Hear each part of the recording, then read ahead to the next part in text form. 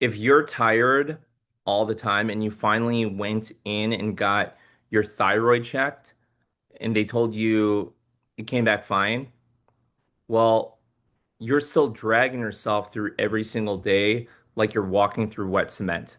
And I need to tell you something. Your exhaustion might not be a motivation problem. It might be a blood sugar problem. And almost nobody connects those two dots for you.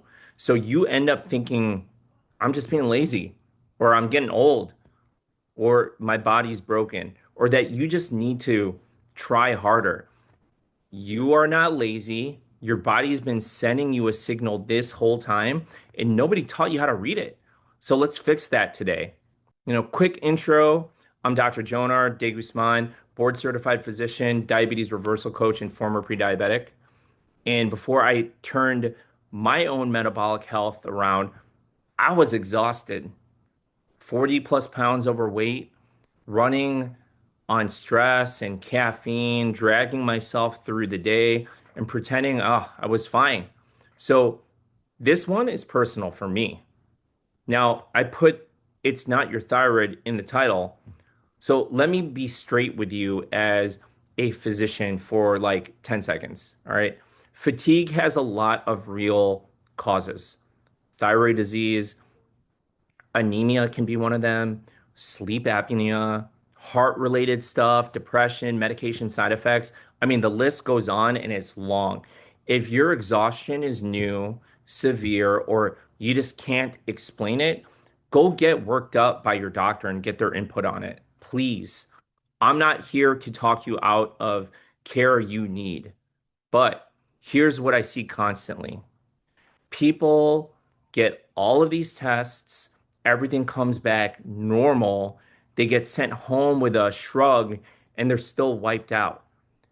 That's who this video is for. When the labs say fine and your body's saying otherwise, because there's a whole layer of your energy nobody checked. 5 drivers. So let's go through them. All right. Number one, driver number one, your afternoon crash may just be your glucose curve talking. Here's what's happening. You eat lunch, your blood sugar shoots up hard. Now your body's scrambling, okay? Dumping insulin to try and haul that number back down. And a lot of people, it overshoots. So you don't just come back down, you come down below where you started. And that crash, that feels like exhaustion, brain fog, sleepy, cranky, suddenly desperate for something sweet or another coffee. And here's a part that gets people. This happens after healthy food too. That fruit loaded smoothie you're so very proud of, oatmeal with a little honey on top, the protein bar with 15 plus ingredients you can't pronounce, a bowl of rice eaten by itself, those quote unquote healthy crackers. I've had clients on CGM, continuous glucose monitors, and over, the meal doing the most damage to their energy, it's the meal they thought was the healthiest they ate all day. So check yourself against this. Driver one, your afternoon crash may just be your glucose curve talking. And here's what's happening. You eat lunch, your blood sugar shoots up hard. Now your body's scrambling, dumping insulin to try and haul that number back down. And for a lot of people, it overshoots. So you don't just come back down, you come back down below where you started. And that crash, that feels like exhaustion, brain fog, sleepy, cranky, suddenly desperate for something sweet or another coffee. And here's the part that gets most people. This happens after their healthy food too. That fruit loaded smoothie you're so very proud of, or oatmeal with a little bit of honey on top, the protein bar with like a laundry list of ingredients, some of them you can't even pronounce, or a bowl of rice eaten by itself, or like those healthy crackers. And I've had clients on CGMs, continuous glucose monitors, and over, the meal doing the most damage to their energy, it's the meal they thought was the healthiest thing they ate all day. So check yourself against this. Do you get sleepy 30 to 60 to 90 minutes after eating? Do you crave sweets or caffeine right after lunch? Do you get foggy after a bowl of pasta, a bowl of rice, or some bread, or even a smoothie? Do you feel noticeably better on days you walk after a meal? If you're nodding, that's not random. That's a pattern. So, starting today, track your energy for 2 hours after you eat, not your weight, not your calories, simply your energy, because your energy is data. But hold on, some of you wake up tired before you've eaten anything at all. So, what's that about? And this is driver number two. You can eat perfectly and still spike from poorly managed stress. Now, I'm talking about the stress hormone cortisol. When it goes up, it sends a message to your liver that says, hey, dump sugar stores into the bloodstream. We might have to fight or run. And your liver follows along and doesn't ask questions, which means, and I want you to really hear this, you can wake up with high blood sugar even though your dinner was perfect, even though you did everything right. A stressful email is not just an emotional event. For your body, that's a metabolic event. And if you're a busy professional, a caregiver, somebody carrying the whole family on their back, you're not having one stressful event. You're maintaining in it all day, every day. So your body starts this morning already in survival mode, already flooded, already spiking. And then you wonder why you woke up tired and your fasting number was high and you didn't even eat anything. And that's not a mystery. That's cortisol doing its thing. So try this tomorrow before your first cup of coffee. 2 minutes of slow, deep breathing. That's it. 2 minutes. An example could be 4 seconds in, hold for two, out for a second. So 4, 2, 7 breathing. Then hydrate before you caffeinate and just notice whether your morning feels different. Most people have never once started their day by telling their nervous system, hey, we're safe, body's safe. Try it and see for yourself. And stress gets way worse when this next one's broken. And real quick, if fatigue has been your mystery symptom for years, subscribe to this channel, please. My channel where we connect the dots between your food, your stress, your sleep, your movement, and your energy instead of chasing each one separately and going nowhere. All right, back to driver number three. Driver three, sleep is not rest from the plan. Sleep is part of the plan. In fact, sleep is the plan. Sleep is handed down, I feel like the most disrespected and underrated blood sugar tool that's out there. Nobody brags about it. In fact, people brag about how they are still productive on such little sleep.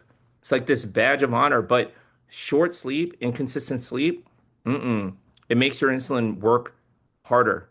It cranks up your cravings and makes tomorrow's foods decision dramatically harder. And so look at the loop you might be stuck in. You sleep 5 or 6 hours, you wake up wrecked. So you hit the caffeine hard, which then wrecks you in the afternoon and the evening and wrecks your night's sleep, which means the next day you need more caffeine.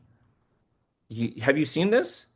You have to see the pattern that leads to the spiral. And you can't caffeinate your way out of a sleep problem. You just can't. You're fighting your own body and calling it discipline. And here's what I see in practice. Clients fix their sleep before their food is anywhere near perfect.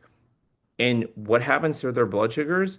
Their fasting blood sugars improve and their cravings drop just from sleep. So sleeping under 7 hours most nights, waking up at 2 a.m. to scroll or snack, Drinking caffeine late in the day or in the early evening because you're just straight tired, notice like you're way hungrier the day after a bad night's rest.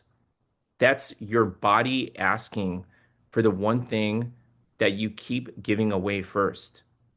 Now, driver four, and this one's the opposite of what everyone expects. Driver four, fasting harder is not always the answer. Here's the common problem I see. People skip breakfast. Let's say you skip breakfast. You undereat all day. Maybe grab something sad at your desk. You're running on fumes and coffee. And then lo and behold, 6, 7, 8 p.m. hits and you feel ravenous and you're mindlessly just eating everything in sight. And then you feel terrible about yourself. You feel guilty about it. Maybe you even feel physical symptoms, bloating. You swear tomorrow will be different. Or here's the other version is like you heard fasting is good for blood sugar, which in the right context, it can be. So you start fasting harder, harder, harder, longer windows, skipping meals, using it like punishment for a bad number. And let me be clear so nobody misquotes me. I am not anti-fasting. We, in my program, we use a specific hour window of fasting in my protocol, but most all of those numbers are overnight when people are sleeping. So this happens while you're sleeping and into the morning. What I'm against is random fasting. Fasting with no look at your stress, your sleep, your food quality, your your food quantity, portion size, your actual glucose patterns, or fasting until the afternoon and your window of eating is at night when your metabolism is running at its slowest. That's a recipe for insulin resistance. Because if your body is already stressed, already underfueled, already sleeping badly, and then you pile aggressively fasting on top of it, guess what goes up? Cortisol. You're stressing your body. Nighttime cravings go up, and you get fatigue plus rebound eating. Sometimes your body doesn't need harsher instructions, it needs steadier ones.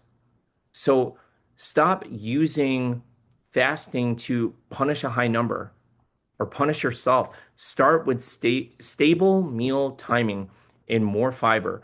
Don't save all your food for 9 p.m. And if you've got a glucose monitor or a CGM, use it to actually learn your body instead of guessing. And then driver five, this is the one that quietly shrinks your energy calling over the years. Driver five, muscle is your blood sugar sponge. And I'll explain. Your muscle is one of the biggest sites your body places and burns glucose, sugar. So if you've got low muscle mass, and most of us do after decades of desks, cars, couches, your sponges are small. Small sponges mean when the sugar comes in, there's nowhere for it to go. So it sits in your bloodstream, which means more swings, more spikes, more crashes, less energy. Bigger sponge, more room for sugar to go, more energy capacity. Every bit of muscle you build is more space for your blood sugar. Not to mention, it increases your basal metabolic rate. So you're burning more energy each day. And this is why my reshape pillar has nothing to do with punishment workouts. I'm not asking you to hate yourself in a gym at 5 a.m. for an hour every day. I'm asking you to build the body that burns sugar better. And you can start super, super small. Sit to stands from your kitchen chair, wall push-ups, a resistance band or bands, light weights, body weight stuff, 2, 3 times a week. And that's it. Nobody's asking you to become a bodybuilder. We're just Building bigger sponges. And all right, here's your homework. This one's actually kind of fun because you get to play detective on yourself. So, number one, make a 3-day fatigue map. Just write it down. When you got tired, what you ate before it, how you slept the night before, and what was stressing you out. 3 days, that's it. Okay, 72 hours. I promise you, the patterns will jump off the page. And then number two, tomorrow, change one lunch. Do fiber and veggies first, protein seconds, and then the very last, carbs. Number three, walk 10 minutes after lunch or dinner. Just choose one of them. Number four, set a caffeine cutoff, let's say 3 p.m. or 2 p.m., and protect your sleep window tonight. And then number five, I'll say it again because I really mean it. If your fatigue is severe, brand new, or you can't explain it, please, please, please go talk to your doctor and rule out the other medical causes. This video is one lens, it's not the only lens. But for a whole lot of you, that fatigue map is going to show you something you've been living with for years and never once saw clearly. So let me leave you with this. And I want the person who's been quietly beating themselves up to hear this. Fatigue is not laziness, it's a signal from your body. Blood sugar swinging up and down, stress running the show, sleep you keep sacrificing, meals that are chaos, a tank that got small over the years.